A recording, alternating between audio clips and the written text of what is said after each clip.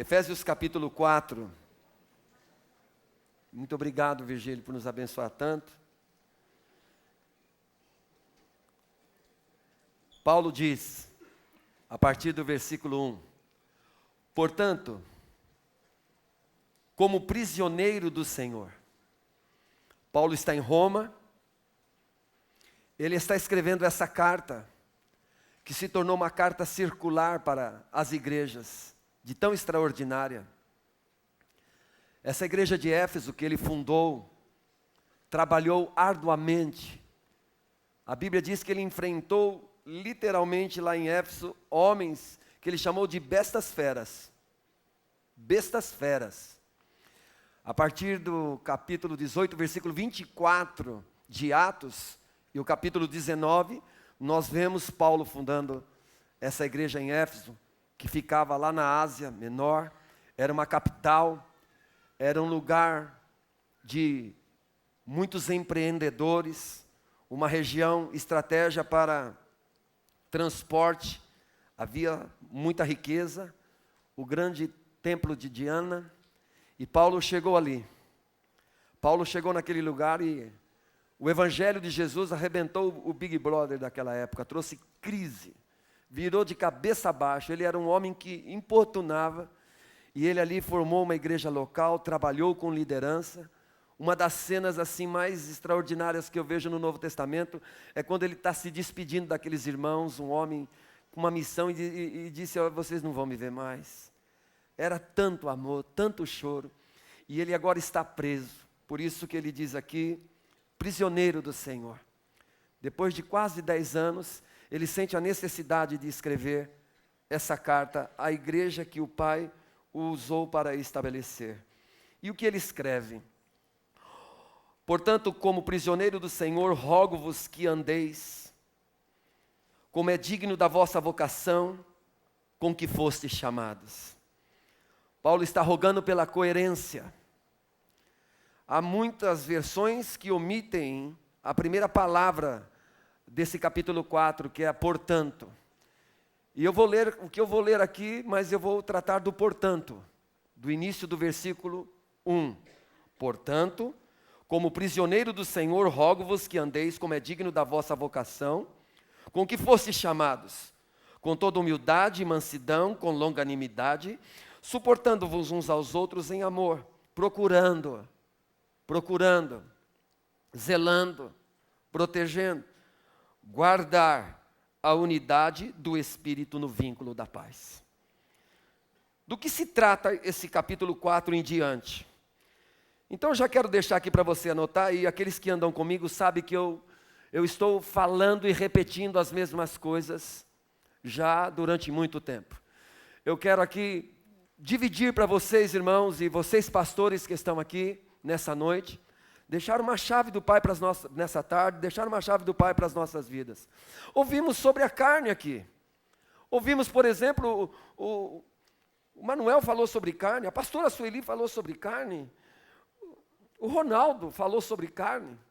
E afinal de contas eu queria te perguntar, tem carne ou não tem carne? Tem pecado ou não tem pecado? O diabo foi vencido ou não foi vencido? Enfermidade foi vencida ou não foi vencida? Somos um novo homem, mas a gente age como um velho homem. Afinal de contas, o que está acontecendo conosco?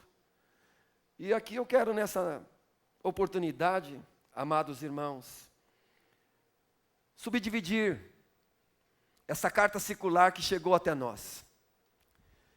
E Paulo, quando vai se dirigir a todas as igrejas, ele fala com as igrejas dentro da sua posição. Então, por favor, nós precisamos tomar posse dessa palavra, posição. Do que Paulo está falando no capítulo 4 até o capítulo 6, versículo 9. Do que Paulo vai falar? Ele vai falar do viver da igreja na terra. Ele vai falar da igreja corpo de Cristo sendo vista na terra.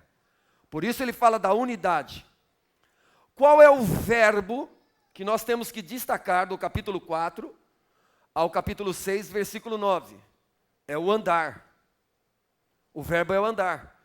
Por isso que 5 vezes, depois você estuda na sua casa, eu poderia passar, mas eu investiria um tempo que eu vejo ser desnecessário.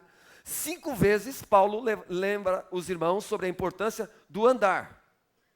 Por isso que ele diz que andeis como é digno da vossa vocação com que fostes chamados.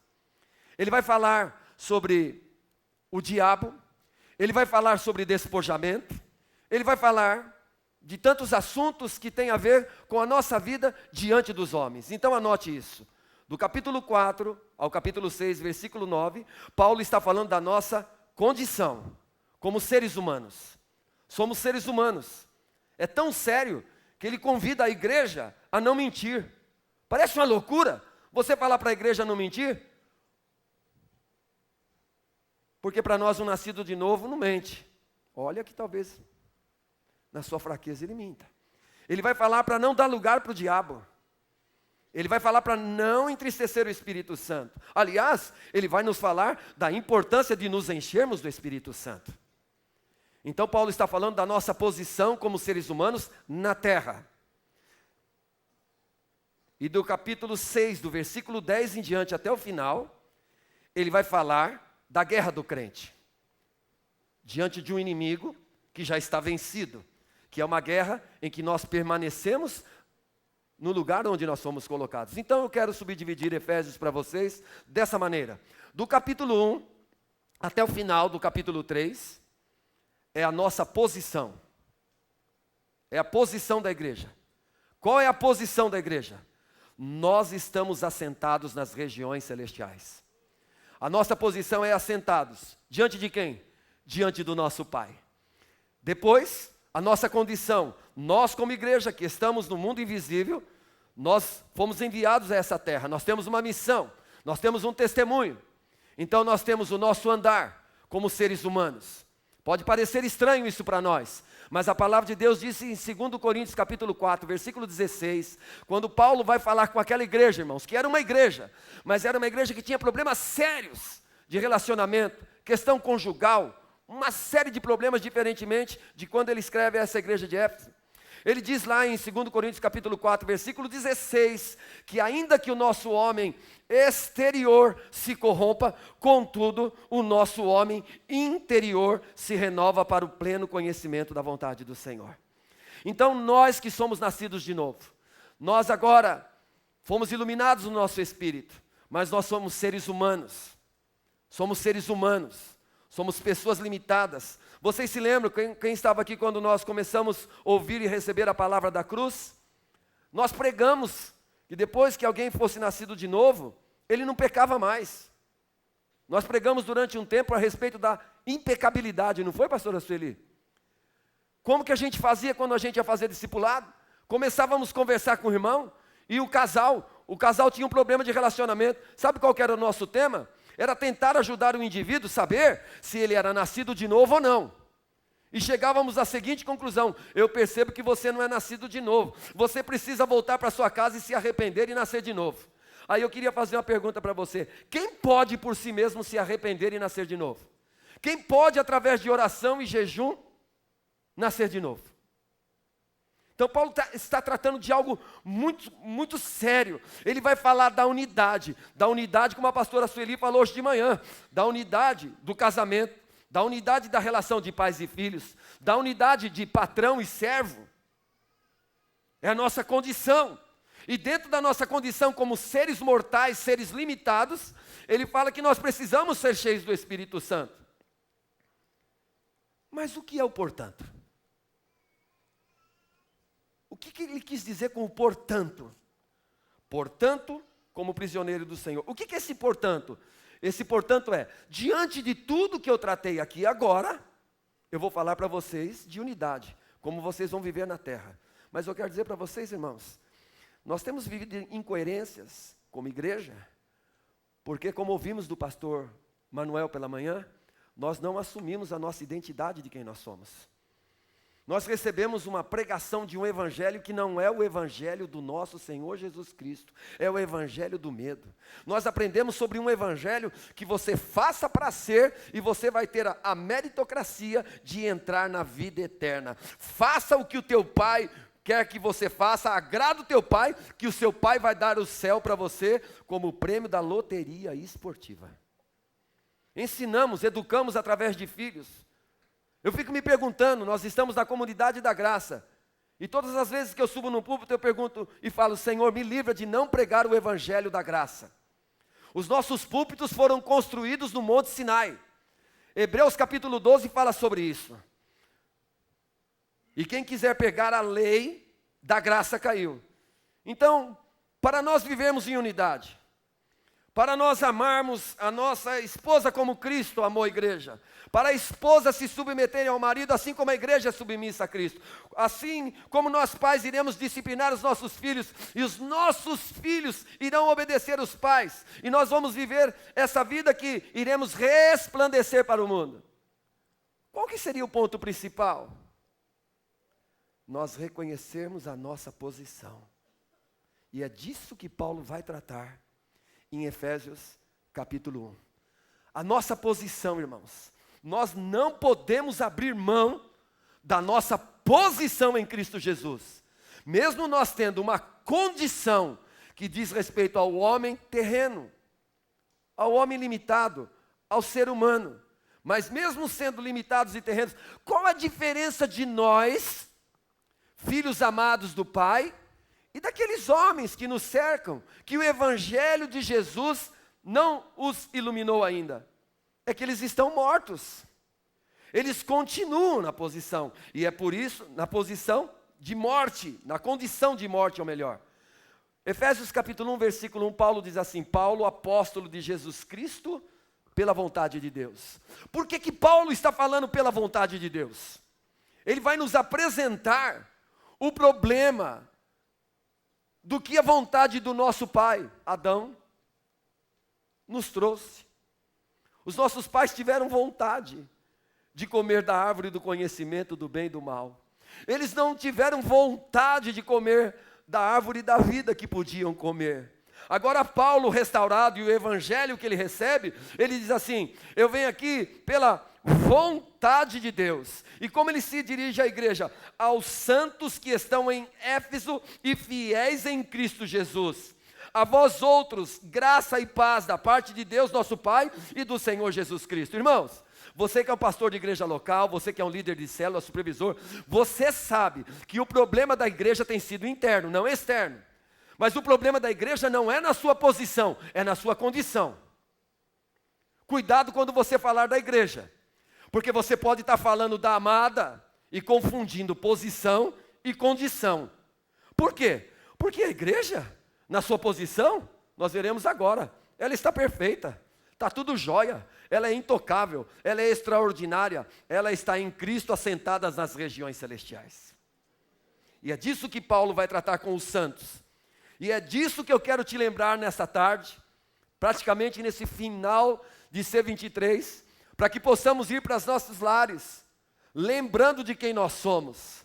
Nós não podemos nos esquecer do que nós nos tornamos. A palavra de Deus diz em 1 Coríntios capítulo 15, versículo 47, que um dia nós trouxemos a imagem do homem terreno. Nós estávamos no nosso pai Adão, nós morremos em Adão. Romanos capítulo 5, versículo 12. Assim como por um homem entrou o pecado no mundo, assim a morte passou a todos os homens, porque todos pecaram. Nós estávamos mortos. Satanás tirou nosso pai e nossa mãe da posição que eles tinham diante de Deus. E eles entraram numa condição terrível. E todos os homens que ainda não nasceram de novo, eles estão nessa posição de mortos. Mas eu e você, nós já fomos arrancados do reino das trevas. Eu e você fomos transportados para o reino do Filho do seu amor. Colossenses capítulo 1, versículo 13. Nós fomos, de repente, eu e você, nós estávamos no inferno. E de repente nós estamos no céu. De repente nós éramos filhos do diabo, mas agora nós somos filhos de Deus. De repente nós não tínhamos como pagar as nossas dívidas. E de repente nós nos tornamos totalmente justificados perante o Senhor, não por aquilo que nós fizemos, mas por tudo aquilo que Ele fez por nós. Ai, que delícia! Aleluia! Aí Paulo vai falar, antes de falar de unidade, quem é que vai guardar a unidade? Quem é que vai honrar? Quem é que vai ser fiel? Aquele que assentou. Aquele que está sentado. Vocês pensam que foi por acaso? Que nós fomos criados no 6º dia? O que Deus fez no 7º dia? Com quem que Ele estava no 7º dia? Estava com a obra que Ele criou, o homem, o que Ele mais amava. O primeiro dia do homem na terra foi sentado junto com seu pai, junto com o seu amado. Quando você nasceu de novo, quando eu nasci de novo, nós fomos transportados do reino das trevas para o reino do seu Filho, do seu amor. E no mundo invisível, nós fomos colocados nas regiões celestiais em Cristo Jesus. Igreja espiritual, irmãos. Não tente falar e julgar igreja com pensamento e com mente. Por isso que Paulo vai dizer no versículo 3, bendito seja o Deus e Pai de nosso Senhor Jesus Cristo, o qual já, no capítulo 4, quando fala do nosso andar, o verbo, não andeis, não andeis, não andeis, mas aqui, os verbos, até o capítulo 3, eles estão mais no passado, para nos lembrar o que Jesus fez, e falar quem nós éramos, e quem nós não somos mais. Então agora quem nós somos? Bendito seja o Deus e Pai de nosso Senhor Jesus Cristo, o qual nos abençoou com todas as bênçãos espirituais, nas regiões celestiais, onde?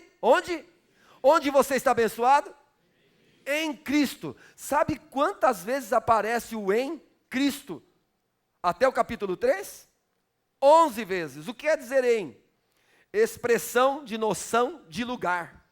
Nós estávamos mortos no primeiro homem, Adão. Toda a humanidade estava nesse primeiro homem. Por isso que Coríntios capítulo 5 diz, 15 diz que Jesus se tornou o último homem. Ele entrou na fila dos homens, ele se tornou o último homem.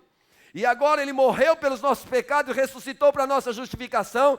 E diz lá que agora nós estamos no segundo homem do céu. Nós fomos restaurados. Se eu falasse isso num cemitério, era capaz de morto dizer aleluia, louvado seja o nome do Senhor. E você fica olhando para mim e não fala nada. Você já está no segundo homem que é do céu.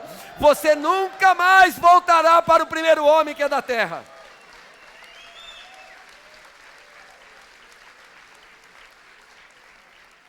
Eu queria ter a voz do pastor Antunes para pregar isso para vocês, irmãos. Para falar dos feitos notáveis da cruz. Quem nós somos? Quem nós somos? A questão é quem nós somos. Nós estamos vivendo numa sociedade, num mundo de crise de identidade. Quem não tem identidade, irmãos, não sabe quem é. Quem não sabe quem é, qualquer caminho, qualquer beco, qualquer lugar serve. Nós não. Nós somos filhos amados do Pai. Eu e você não podíamos nem receber Jesus, porque nós estávamos em Adão, mortos, nós não tínhamos livre-arbítrio. Naquele dia que alguém pregou o evangelho para você, e você levantou a mão para Jesus e disse, eu aceito, na verdade, foi Ele, o Espírito Santo, que fez você aceitar Jesus, derramou fé no teu coração, e você nasceu de novo pela vontade de Deus, pela vontade do Pai. Quem nós somos? Quem nós somos? Versículo 4. Pois nos elegeu nele antes da fundação do mundo, para sermos santos e irrepreensíveis diante dele em amor. Nos predestinou. Quem é você? Quem sou eu? Quem somos nós? Nós somos os predestinados para sermos filhos de adoção. Filhos de adoção por Jesus Cristo.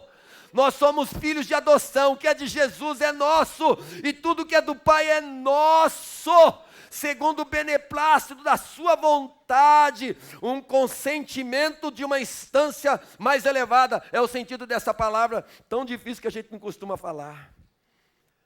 Olha o versículo 8, que derramou profundamente sobre nós, em toda sabedoria e entendimento. Que mais? Versículo 9, desvendou-nos o mistério da sua vontade, segundo o seu beneplácito que propusera em Cristo, de fazer convergir em Cristo todas as coisas na dispensação da plenitude do tempo, tanto as que estão nos céus como as que estão na terra. Nele digo, em quem também fomos, não seremos, já fomos feitos herança, havendo sido predestinados conforme o propósito daquele que faz todas as coisas segundo o conselho da sua vontade, a fim de sermos presente para louvor da sua glória, nós o que de antemão esperamos em Cristo. Versículo 13, é também nele que vós estáis, é também nele que eu estou, é também nele que tu estás, é também nele que nós estamos, porque Cristo está em nós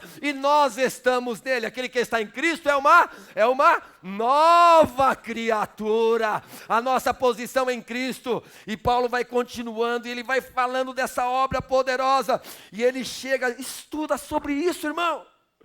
Decora Efésios, come essa palavra, pega esse documento para você. Olha o que ele diz a respeito de Jesus. Quando eu terminar de ler esse versículo, você vai dar um glória a Deus. Você vai ficar igual um sapatinho de fogo. Paulo está orando, a primeira oração de Efésios, ele ora para quem? Ele ora para o olho do incrédulo. O Deus desse século cegou os olhos, o entendimento do incrédulo para que não veja a glória de Deus. Não, mas ele está orando para crente, ele está orando para a gente que nasceu de novo, ele está orando para a filha amada do Pai. O que ele ora? Ele ora assim, versículo 18, oro também para que sejam iluminados os olhos do vosso entendimento. Para quê? Para que você saiba, você tem que saber, nós precisamos saber, irmãos. Qual seja a esperança da nossa vocação, quais as riquezas da glória da sua herança nos santos, qual a suprema grandeza do seu poder para conosco os que cremos, segundo a operação da força do seu poder, que manifestou onde? Em Cristo, ressuscitando dentre os mortos e fazendo-se assentar na sua direita nas regiões celestiais, acima de todo principal, de autoridade, poder e domínio, e de todo nome que se nomeia, não só nesse século, mas também nos vindouros. E ele, Cristo, sujeitou todas as coisas debaixo dos seus pés, e sobre todas as coisas o constituiu como cabeça da igreja, que é o seu corpo, a plenitude daquele que enche tudo em todos. Oh, aleluia!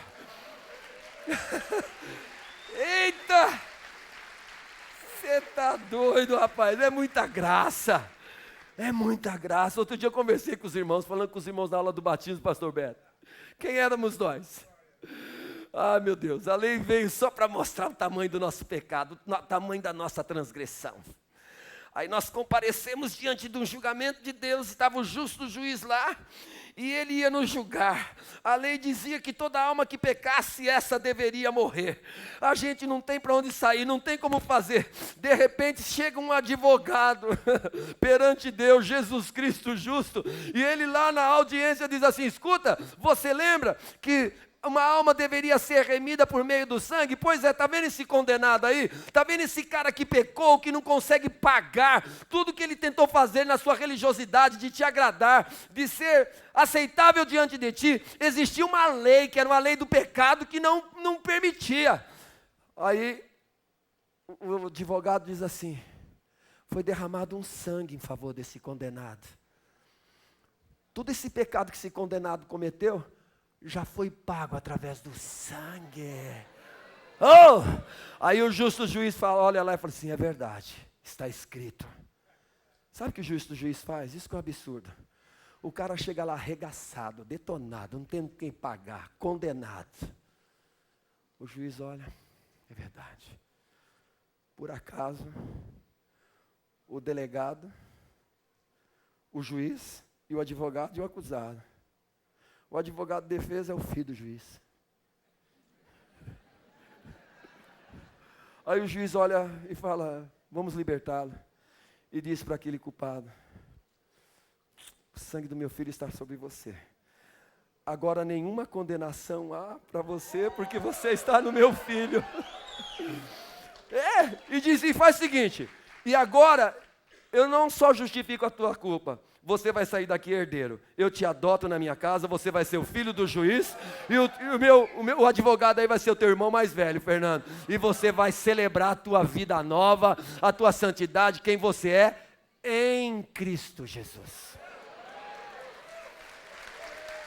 Falar de unidade?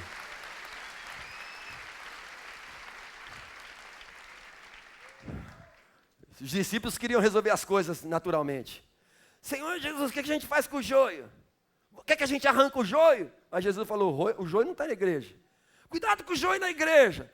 Irmãos, o joio está na igreja só na sua condição. Na sua posição não tem reunião com joio, só tem reunião com filhos amados. Tem na condição, a gente recebe as pessoas no prédio, tudo, mas na posição, no mundo invisível, não tem, mas não tem nem metade, nem uma unha de joio. Só tem filhos amados do Pai. A nossa vida cristã, irmãos, muitas vezes nós vivemos em derrota, porque a gente não sabe separar posição e condição. Por isso que Paulo vai no capítulo 2, vai lembrar, rapaz, você lembra quem você era? Aí ele começa assim, o versículo 1 do capítulo 2. Ele, Jesus, vos vivificou estando vós mortos nos vossos delitos e pecados. Aí ele fala assim, nos quais você andou, passado, outrora, segundo o curso desse mundo, segundo o príncipe da potestade do ar, que opera nos filhos da desobediência. Ele está lembrando quem era. Mas quando ele chega no versículo 4 do capítulo 2, olha aí, vamos ler a Bíblia. Mas Deus, que é riquíssimo em misericórdia, pelo seu muito amor com que nos amou, estando nós ainda mortos em nossos delitos, nos vivificou juntamente com Cristo, pela graça sois salvos, e nos ressuscitou juntamente com Ele. E onde a igreja está?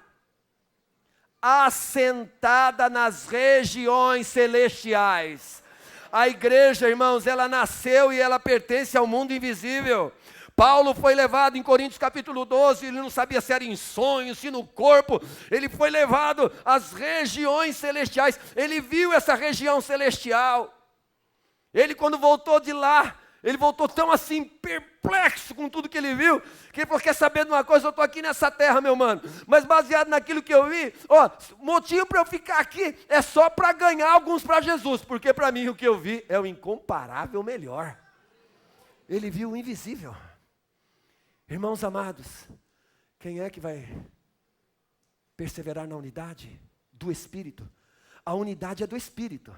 Não é a unidade da alma, não é a unidade da opinião, não é a unidade do pastor Carlos Alberto, não é a unidade de uma denominação, é a unidade do Espírito. E basicamente, quem vai preservar a unidade do Espírito é quem nasceu de novo e tem o Espírito novo no seu interior. No lugar onde Deus habita.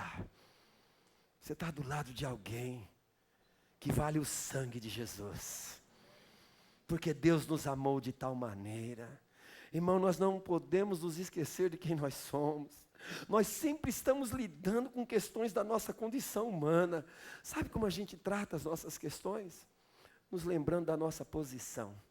Exemplo, o filho pródigo. O filho pródigo foi lá, matou o pai no coração. Que nem muitos crentes estão matando os pais no coração. Matou o pai no coração, foi lá, desperdiçou tudo. De repente ele, caiu em si. Quem foi que fez? O Espírito Santo. É o Espírito Santo que conduz ao arrependimento. Ele caiu em si, ele preparou um discurso de escravo. E parece-me que a igreja gosta desse discurso, dessa falsa humildade. Quer saber de uma coisa? Voltarei para a casa do meu pai. Olha o cara, só falando na sua condição humana. Voltarei para a casa do meu pai e direi, pai, pequei contra o céu e a terra, já não sou digno de ser chamado teu filho. Olha o discurso, irmãos. A gente ama esse discurso. A igreja ama essa bobagem. Aceita-me como um dos teus empregados. Eu tenho percebido, sabe, que tem gente que não consegue orar ao Pai. Só ora a Deus, pastor. Só ora a Deus como servo. Porque não tomou posse da filiação. Me aceita como um dos teus empregados. O que a parábola diz? O pai vendo o filho de longe. já gritou, já correu. Os estudiosos dizem que o pai teve a iniciativa de correr para cima dele. E disse: pessoal, vamos lá, trago as sandálias, trago as túnicas, trago o anel, traga o melhor cevada, o melhor boi para a gente comer aqui, o mais gordo. Por quê? Porque esse meu filho estava morto. O meu filho estava morto na sua condição, porque na sua posição ele nunca deixou de ser filho. E o pai sempre recebe os seus filhos. O pai não nos olha na nossa condição, o pai nos olha na nossa posição. Como é que nós estamos, pastor Nadim, na nossa posição? Nós estamos vestidos de Cristo. A eternidade, o céu será um lugar que só vai entrar gente vestida de Cristo. Quem não estiver vestido de Cristo não entrará. Vai estar todo mundo disfarçado de Cristo. Você entendeu o que eu disse ou não? Você não vai dizer glória a Deus? Você não vai ser bicão porque você vai estar vestido de Cristo. Você pode aplaudir essa palavra tremenda? Caramba, meu! Gente, Paulo vai dizer no versículo 10, a respeito da nossa posição. Somos feitura sua. Quem nós somos, irmãos? Cuidado quando você falar com um crente. Cuidado quando você falar com um irmão. Já vou falar. Cuidado se você falar com um irmão na carne. E cuidado quando você for tratar com um irmão e você achar que ele está na carne. Nós já vamos falar esse negócio da carne aí, que esse negócio da carne é um problema, meu. Esse músculo é fogo, viu? Pois somos feitura sua, criados em Cristo Jesus. Nós fomos criados em Cristo Jesus. Deus não nos aceitou por aquilo que nós fizemos. Deus nos aceitou por tudo aquilo que Cristo fez por nós. Sabe, irmãos, nós temos que acreditar que Deus desistiu de esperar do homem quando Cristo se fez pecado por nós, para que nele fôssemos feitos justiça de Deus. Romanos capítulo 5, versículo 1, sendo justificados de graça. Sendo justificados de graça. Tendes paz para com Deus por meio do nosso Senhor Jesus Cristo. Algumas pessoas têm me perguntado: quer dizer que agora você está pregando o evangelho da hipergraça? Eu acho que falar a palavra hiper é pequeno para o evangelho da graça. Porque, quando eu era pequeno, eu ia no mercadinho. Depois eu fui no mercado. Depois eu fui no supermercado. Eu sou representante comercial até hoje. Eu vou toda hora estou nesses lugares. E depois apareceu o hipermercado. Que era maior do que o quê? Do super. Que era maior do que o quê?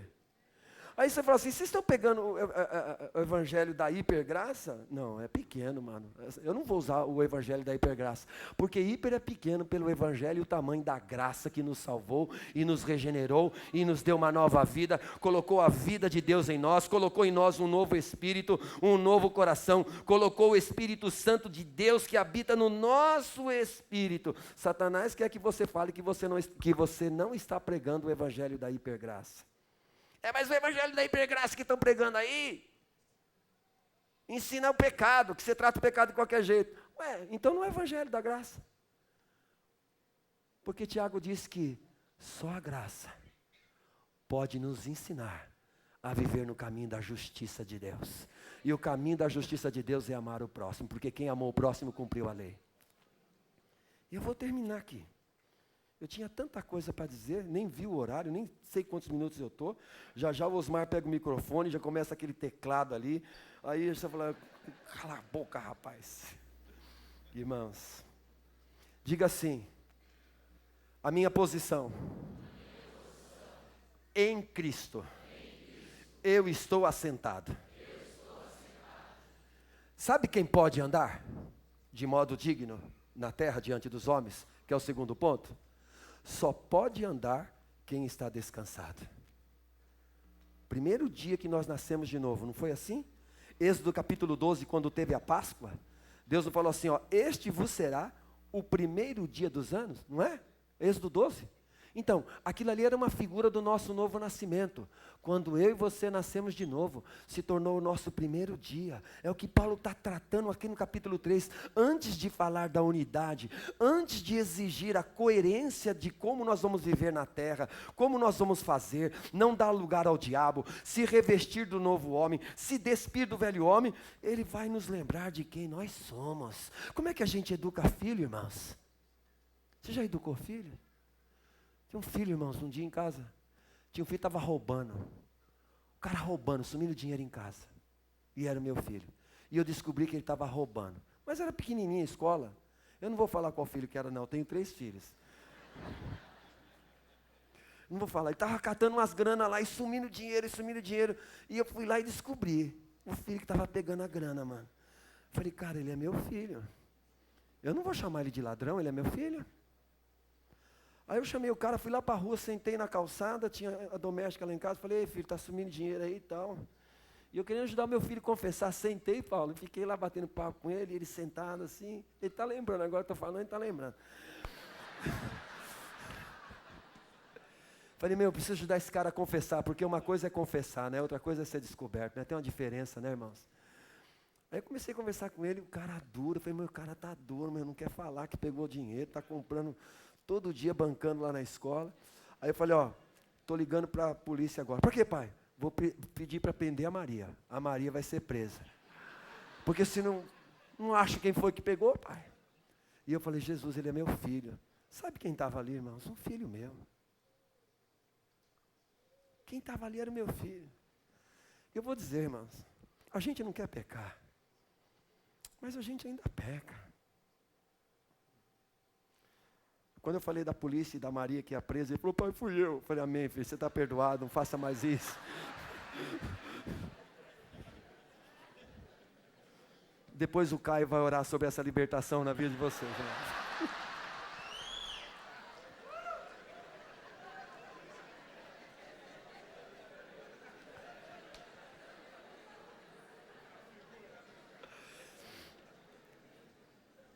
Vai ficar gravado? Não é isso não, já vou terminar, pastor. Pastor Beto, eu quero dar aqui uma relação e alguns exemplos para vocês, com relação à nossa posição e à nossa condição.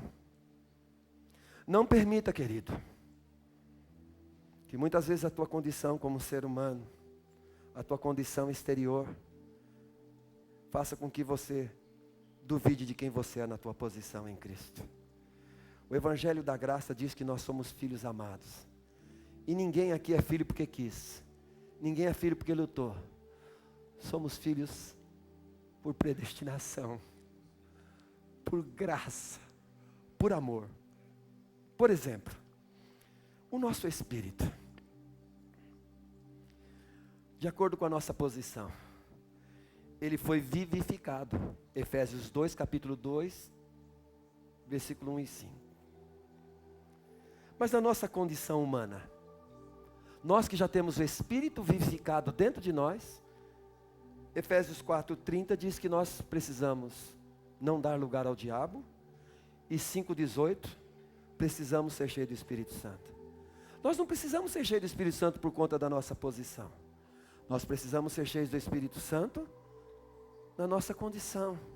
Na nossa posição, o Espírito Santo habita em nós. Por exemplo, a nossa alma. Na nossa posição, Colossenses 1:13, a nossa alma está remida.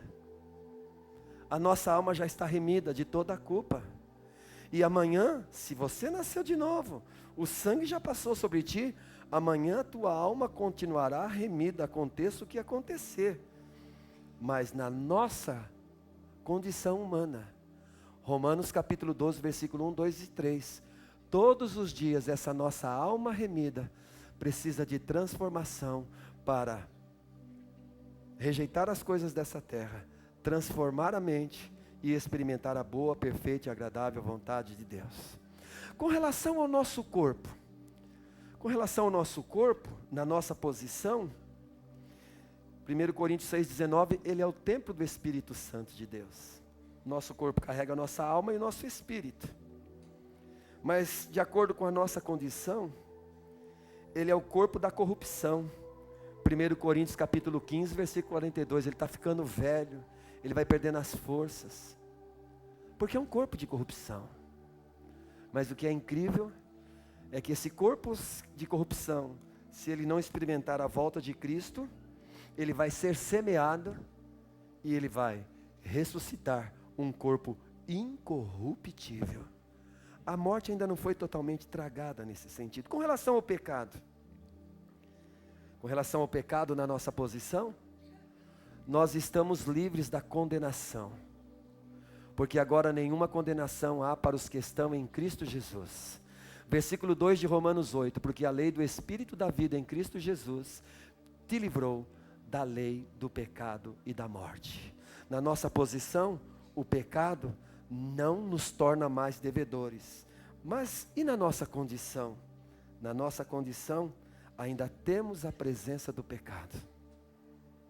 Não queremos pecar, mas um dia, quando nós abandonarmos esse corpo e nossa alma então for toda transformada, nós não teremos nem mais a presença do pecado. Se você é nascido de novo, o Espírito Santo de Deus habita em você, você não tem prazer no pecado. Mas saiba, não há pecado que possa tirar você mais da tua posição, porque o sangue de Jesus é maior do que qualquer pecado. E tem mais, com relação ao diabo, Colossenses capítulo 2, versículo 15, o diabo é um inimigo vencido, mas de acordo com a nossa condição, Efésios 4, 27, não dê lugar ao diabo. A igreja na sua posição, ela é perfeita, ela está assentada nas regiões celestiais, as portas do inferno não podem prevalecer contra ela, mas aqui na terra, ela está sendo aperfeiçoada, ela está sendo preparada na sua condição. A nossa unidade, irmãos, no corpo de Cristo, vai levar a aparecer a noiva perfeita. Aleluia. Por exemplo, com relação à nossa natureza, nós temos um novo homem que habita em nós. Aleluia. 2 Coríntios 5,17, Colossenses capítulo 3, versículo 10. Nós temos a natureza de Deus na nossa posição no mundo invisível. Mas a palavra de Deus diz em Efésios 4, 22, que nós devemos nos despir do velho homem, na nossa condição de seres humanos. Ei, nós não temos mais uma natureza maligna. Nós temos uma natureza divina e temos uma natureza humana, porque a natureza maligna, ela foi arrancada de nós. Nós não temos mais. A gente só despoja daquilo que é do homem. E é um problema para a vida da igreja, irmãos. Mais do que o problema do diabo, é o problema da nossa natureza humana. O que são as obras da carne? A gente pensa que as obras da carne é a obra do cara que não nasceu de novo. Não, as obras da carne é o senso natural do Filho de Deus, nascido de novo, mas que não está se enchendo do Espírito Santo, e ele se move por ele mesmo. Porque nós somos chamados para sermos movidos pelo Espírito Santo. Eu estou terminando. Com relação ao sangue de Jesus, nossa posição, Efésios 1:7, remissão de todos os nossos pecados, pagou o preço, resgatados de toda a culpa. Mas hoje, com relação à nossa condição, Hebreus 9:14, ele livra a nossa consciência hoje das obras mortas para servirmos a Deus. Eu estou terminando, essa aqui que é boa. Com relação à carne, e com relação à carne, Gálatas 5:24, a carne foi crucificada na nossa posição em Cristo. Mas com relação à nossa condição, Gálatas 5:16, 17, ela precisa ser todos os dias mortificadas. Como que mortifica a carne? Se andardes segundo a carne, você não vai ter sucesso. Mas se pelo Espírito mortificardes as obras do corpo, olha só, não é a obra do diabo, do corpo, então está falando de um ser humano, é pelo Espírito. Só um crente pode pelo Espírito mortificar as obras da carne. Se pelo Espírito mortificardes as obras da carne, vivereis. Há uma guerra, não é uma guerra mais de natureza, é uma guerra entre o divino em nós e as questões naturais. Então diz lá que nós devemos, todos os dias, pelo Espírito Santo, mortificar. Com relação à morte, Jesus venceu a morte. 2 Timóteo 1:10, Apocalipse 1:18, Atos 2:24. Jesus venceu a morte. Mas 1 Coríntios capítulo 15, versículo 26 e 54, na nossa condição, a morte ainda será totalmente vencida naquele dia que nós abandonarmos esse corpo de corrupção, alma totalmente transformada, então será tragada a morte na sua vitória. E termino dizendo, não se engane, não permita que a tua condição faça você se esquecer da tua posição elevada que você foi colocado em Cristo. Porque a todos quanto receberam, deu-lhes o poder de serem feitos filhos de Deus, os quais não nasceram da vontade do homem, nem da carne, mas de Deus. Nós estamos em Cristo Jesus, e ninguém poderá tirar a gente de lá. Os nossos pecados comprometem o nosso viver na terra, mas nós estamos guardados com Cristo em Deus, em nome de Jesus. Amém.